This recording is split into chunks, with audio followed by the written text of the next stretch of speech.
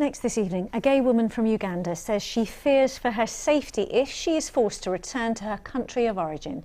She says during interviews with the Home Office she faced demeaning and intrusive interrogations in order to prove her sexuality. We've spoken to a number of people with similar experiences, and as part of LGBT+ History Month, Thomas Magill reports. Same-sex acts are illegal in Uganda for both men and women, and you could face life in prison if caught. I'm off to speak to a young gay woman from Uganda who's been studying here since 2018.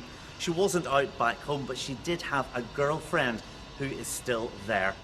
Udea's family in Africa recently found out she was a lesbian and have disowned her. My big sister calls me. The police came looking for you at home, and please do not contact us again. We asked why they were looking for you, and they explained. You're a lesbian, you people are busy spreading homosexuality around, you're part of a whole group of people. Udea is concerned about her safety if she's made to go back to Uganda. The Home Office wasn't convinced I would be in danger if I went back home, because to them, if I've lived my life quietly, if I concealed my life before, my sexuality before, then it's possible I can go back and live in another area and conceal my sexuality again. But I don't think that's the case anymore. Godfrey is also seeking asylum. He fled Uganda after seeing his friend being murdered in 2002.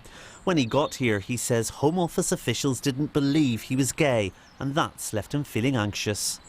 There's no way I can prove that. Why do you want me to find me kissing with another man so that I can prove that I'm gay? There were just over 1,200 asylum applications lodged here in 2019 on the basis of sexual orientation, and 462 similar applications were granted right to remain in the same year, but that's 7% fewer than in 2018. Experts who work with LGBT asylum seekers say they have concerns about how some refugees are treated during the asylum process. We are working with people who've been through a really traumatic past, very often since childhood, very often fleeing persecution or fear of harm by members of their own family.